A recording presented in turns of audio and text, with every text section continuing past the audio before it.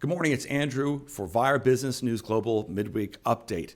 Canadian futures are trending lower after recent data showed signs of a weaker Canadian economy, as well as Wall Street futures edging lower while investors wait for Federal Reserve Chair Jerome Powell, his press conference, expecting to see rates remain the same, although there's the odd person saying that there could go up.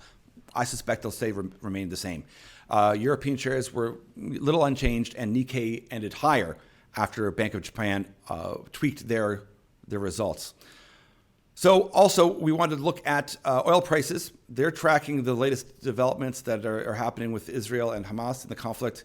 Gold has remained unchanged, and the U.S. dollar has inched a little higher. Yields fell sharply on U.S. Treasuries, while they sold less debt than had been expected, with the interest rate on the 10-year Treasury falling below 4.8% after hitting highs of 5% last week.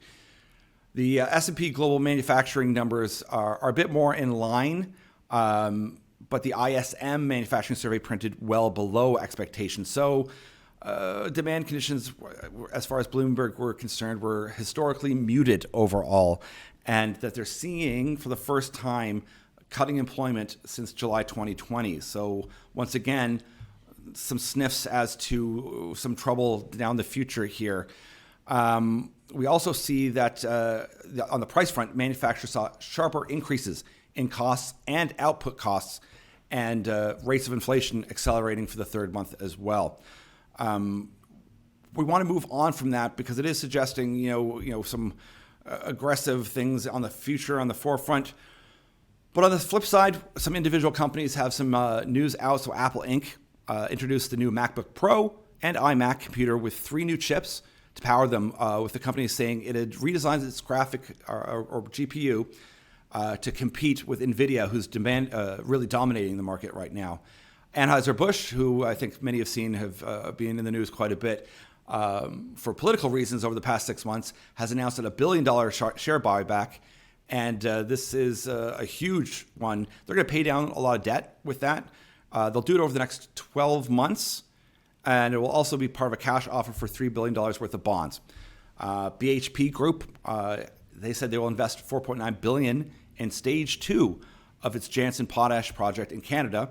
And it looks to double its capacity, following a $5.7 billion capital investment for stage 1 in 2021. So lots happening there. Caterpillar had a great third quarter profit. Now this one's interesting to see because it's a good look at infrastructure, and we can see that whether it's upgrades to roads, railways, and transportation, that $1 trillion package approved by the Senate in 2021 from the Biden administration, we can see Caterpillar taking some profits. They're seeing that this is starting to move, and that's what we want to see. We've talked about that a number of times. We want to see the infrastructure start moving. That's going to create a lot of wealth, and it's going to help rebuild back and modernize a lot of the U.S. Stellantis, which we've seen in the news a lot too, they're feeling a lot of the pressure right now from the whole strikes in North America. They're going to feel some impact. They're trying to downplay it as far as wages are concerned. Another thing I want to touch on too is shares of Cameco. Uranium has had an incredible last 6 months. People are starting to warm up to the idea and realize if you want the safest, cleanest energy, we should be looking at nuclear, regardless of technological advances that are coming down the pipeline.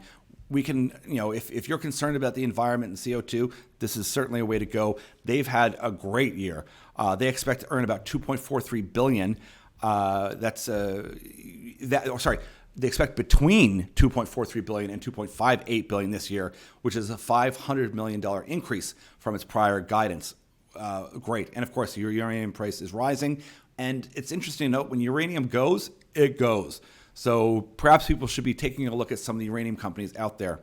We see with Cameco, it's a combination of concerns about energy security, of course, climate change, and the expectation of what that demand for electricity is going to look like.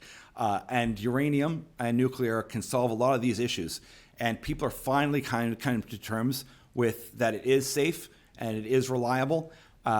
We have to kind of wade through a lot of the misinformation there is about it. But once again, lots of things are happening. It's a troubling time. There's lots of chaos.